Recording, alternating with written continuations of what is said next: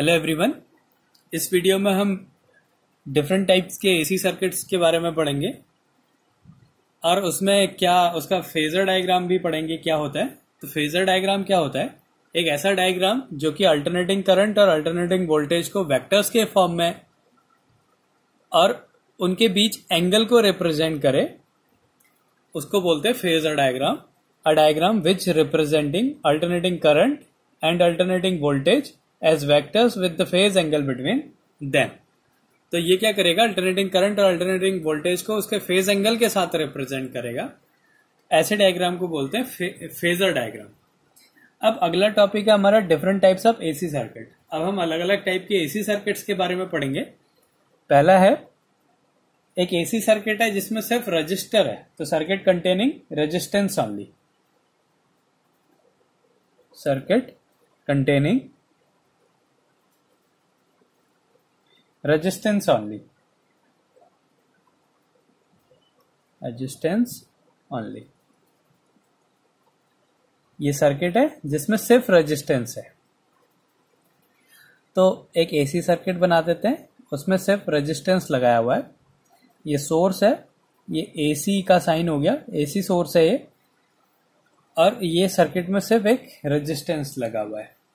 और इसका जो ईएमएफ है, इसकी इक्वेशन होती है equals to E not sine omega T.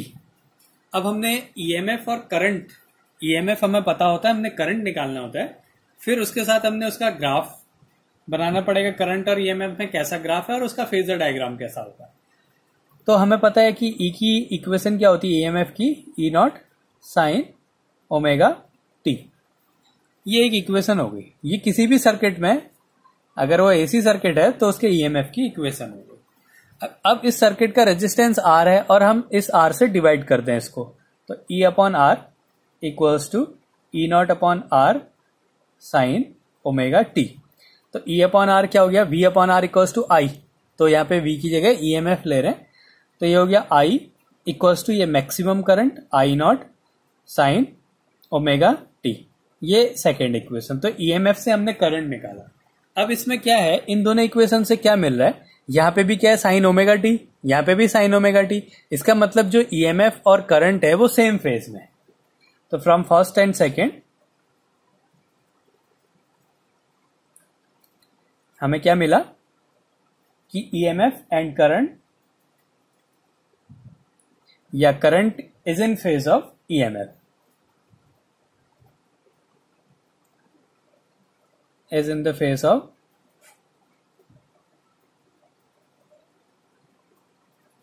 EMF, या current and EMF are in same phase. अब इसको अगर हम ग्राफ में रिप्रेजेंट करें,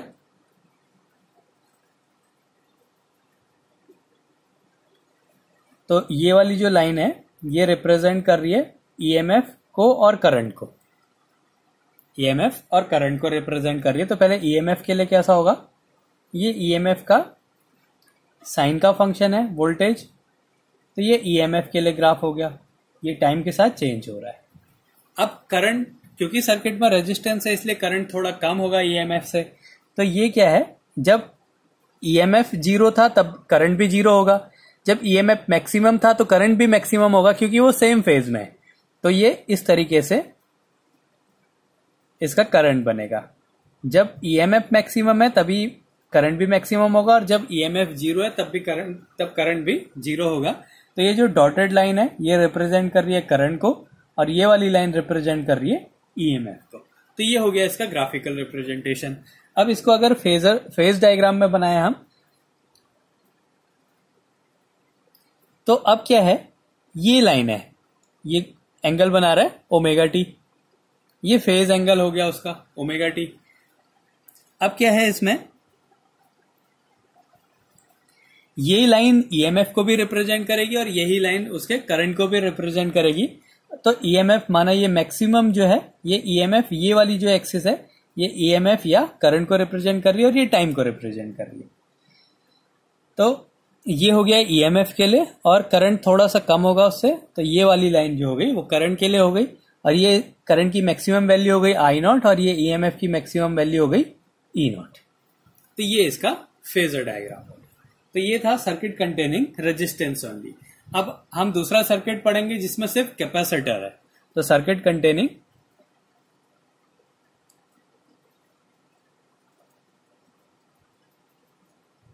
कैपेसिटर ओनली।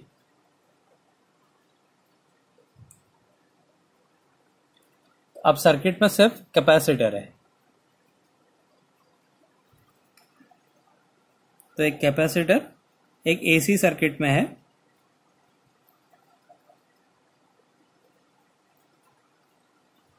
और इसका इक्वेशन हो गई E equals to E not sine omega T.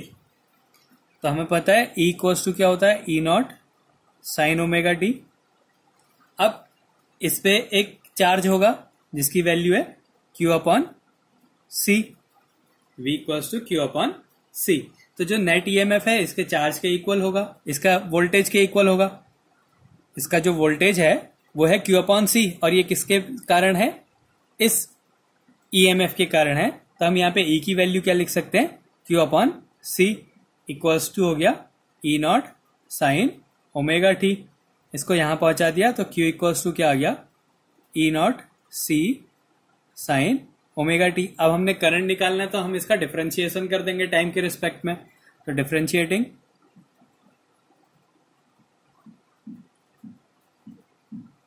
Differentiation जब करेंगे तो ये हो गया D Q upon D T equals to D over D T E not C sine omega T. अब D Q upon D T की value होती है आई इक्वल्स टू, ये कांस्टेंट है, साइन का हो जाएगा कॉस, तो और ओमेगा आगे आ जाएगा। तो ये हो गया E not omega C cos omega T. ये करंट की वैल्यू आ गई। अब हमने इसका इससे कंपेयर करना है, तो इसलिए जो ये एंगल है ये कॉस का ना होके साइन का बनाना पड़ेगा, तब हम इसका कंपेयर कर सकते हैं। तो अगर हमने इसको साइन के फॉर्म में लिखना है तो हम इसको क्या लिख देंगे, I equals to E not omega C sine 90। अगर साइन 90 प्लस थीटा करें तो कॉस थीटा होता है, तो इसको हमने लिख दिया omega T plus pi by 2। अब ये साइन के फंक्शन में आ गया। अब ये वाला जो है ई नॉट ओमेगा सी, ये करंट की मैक्सिमम वैल्यू, अगर हम साइन की वैल्यू इसको 1 कर दें तो करंट की मैक्सिमम वैल्यू क्या आ जाएगी, ई नॉट ओमेगा सी। तो जो आई नॉट होता है यहाँ पे, आई नॉट इसकी वैल्यू होती है ई नॉट ओमेगा सी। हम इसको क्या लिख सकते हैं, E not upon 1 upon omega C. तो ये क्या है, I equals to E upon R. तो ये इसका रेजिस्टेंस है। 1 अपॉन ओमेगा सी क्या है, रेजिस्टेंस है। तो इसको बोलते हैं 1 अपॉन ओमेगा सी को बोलते हैं एक्स सी, और ये है कैपेसिटिव रिएक्टेंस। ये रेजिस्टेंस ही है, तो नाम अलग है खाली कैपेसिटर होने के कारण, तो इसको क्या बोलते हैं, कैपेसिटिव रिएक्टेंस बोलते हैं, कैपेसिटिव रिएक्टेंस। तो हम इस इक्वेशन को लिख सकते हैं I equals to I not sine omega T plus pi by 2। अब इस इक्वेशन से हमें क्या मिला कि जो ईएमएफ और करंट है, ईएमएफ और करंट है, ये ईएमएफ की इक्वेशन है ये वाली, और ये करंट की इक्वेशन मिली। तो इसमें क्या मिला, जो करंट है वो पाई बाई 2 आगे चल रहा है, ये फेज है इसका, तो ये फेज डिफरेंस हो गया इसमें पाई बाई 2, और करंट में ऐड हो रहा है पाई बाई 2। तो इसका मतलब जो करंट है वो लीड कर रहा है ईएमएफ से पाई बाई 2 एंगल पे। तो current Leeds EMF by pi by 2। इससे क्या मिला हमें, current Leeds EMF by pi by 2 angle. अब ऐसे ही अगर हमने इसका ग्राफ बनाना है,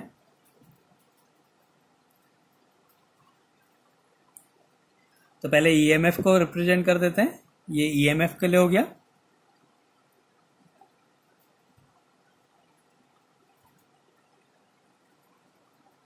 ये ईएमएफ का ग्राफ हो गया। अब करंट क्या है, करंट जो है ईएमएफ से आगे चल रहा है, मतलब अब पाई बाई 2 आगे चल रहा है। ये साइन का फंक्शन है, तो ये कॉस का फंक्शन है, तो ये आगे चलेगा पाई बाई 2। तो अगर ये 0 है तो उस टाइम में ये क्या होगा, मैक्सिमम होगा करंट।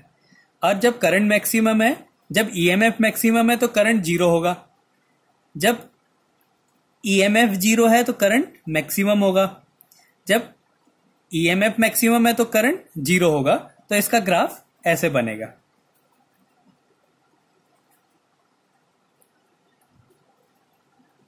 इस तरीके से ये एक 0 है तो दूसरा मैक्सिमम होगा, एक मैक्सिमम है तो दूसरा 0 होगा, क्योंकि इसमें π/2 का फेज डिफरेंस है। और जब ये 0 होगा तो ये π/2 लीड कर रहा है, तो इसलिए इसकी वैल्यू उस टाइम मैक्सिमम होगी। तो ये हो गया इसका ग्राफिकल रिप्रेजेंटेशन। अब अगर इसको फेजर डायग्राम में बनाए हम,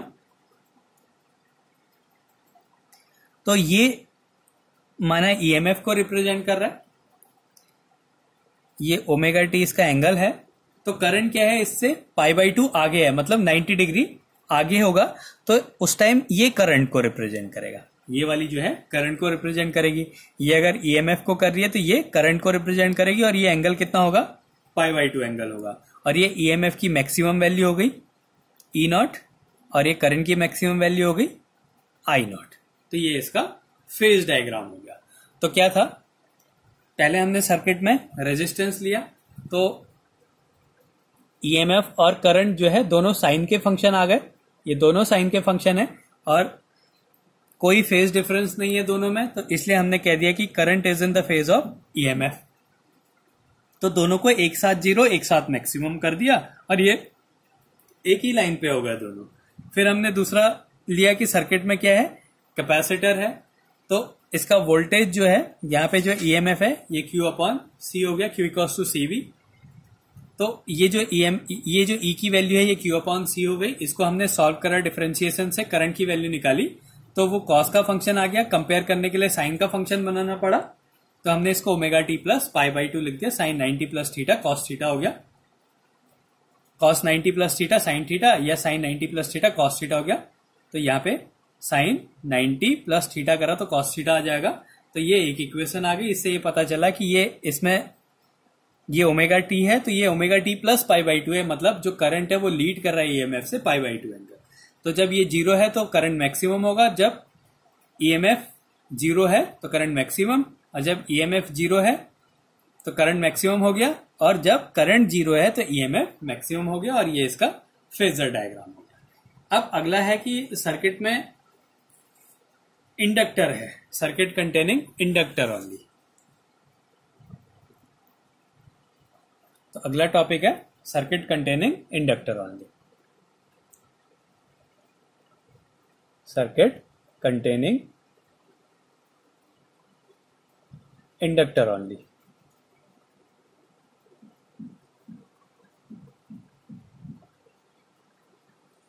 ये है हमारा अगला सर्किट। तो अब इसमें एक इंडक्टर लगा हुआ है, ये इंडक्टर को ऐसे रिप्रेजेंट करते हैं।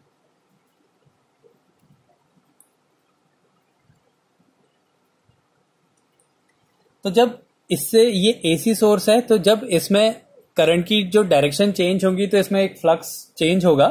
तो जो फ्लक्स चेंज होगा तो इसमें भी एक इंड्यूस्ड ईएमएफ बन जाता है, जिसकी वैल्यू होती है, सेल्फ इंडक्शन है, तो ये हो गया -L/di/dt।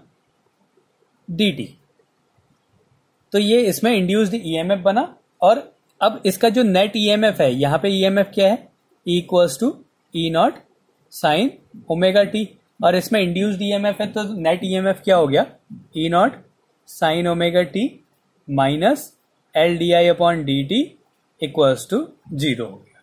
ये इसका नेट ईएमएफ हो गया। अब इसको सॉल्व कर देते हैं। L/di/dt = E0 sin ωt। तो यहां से आ गया di/dt = E0/L sin ωt। इसको यहां पहुंचा दिया, di = E0/L sin ωt dt। अब इसको इंटीग्रेट कर दिया, इंटीग्रेटिंग। अब इंटीग्रेशन जब करेंगे तो di का इंटीग्रेशन i हो गया, इक्वल्स टू साइन का होता है माइनस कॉस, और ये ओमेगा अपॉन में आ जाएगा, तो -E0/L omega cos omega T. अब क्या है, हमने इसको साइन के फंक्शन में चेंज करना है और इस माइनस को हटाना है। तो हमने क्या लिख दिया इसको, I equals to E not upon L omega sine omega T minus pi by 2 लिख दिया। अब इसको अगर हम सॉल्व कर दें, ये वाले खाली इसको सॉल्व कर रहा हूं मैं, sign omega T minus pi by 2 का अगर हम सॉल्व करें तो पहले माइनस कॉमन ले लेते हैं, तो हो जाएगा sine minus pi by 2 minus omega T, sine minus theta minus sine theta होता है, तो हो गया minus sine pi by 2 minus omega T. अब sine 90 minus theta cos theta होता है, तो ये हो गया माइनस कॉस ओमेगा टी। तो ये माइनस कॉस ओमेगा टी की जगह हमने क्या लिख दिया, sign omega T minus pi by 2। तो इसको सॉल्व करके वही आ जा रहा है, तो इसलिए हमने इसको ऐसा लिख दिया। अब ये है ई अपॉन आर, तो यहां पे जो ओमेगा एल है,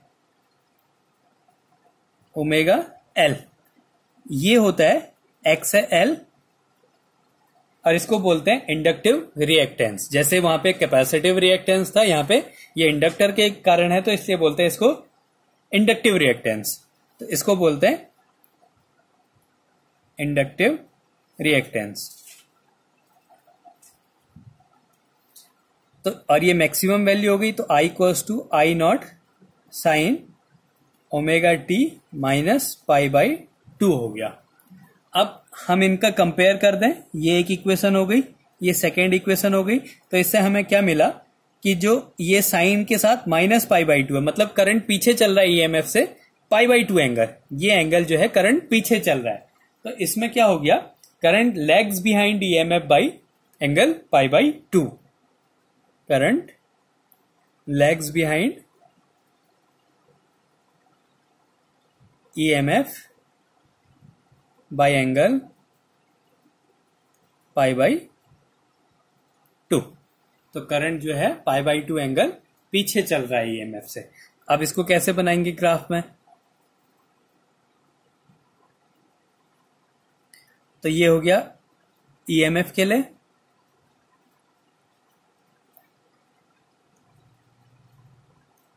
अब इसमें क्या है, करंट जो है वो पीछे चल रहा है पाई बाई 2, मतलब ये जब 0 है तो वो पाई बाई 2 पीछे चल रहा है, मतलब नेगेटिव मैक्सिमम हो गया, तो ये मैक्सिमम हो गया।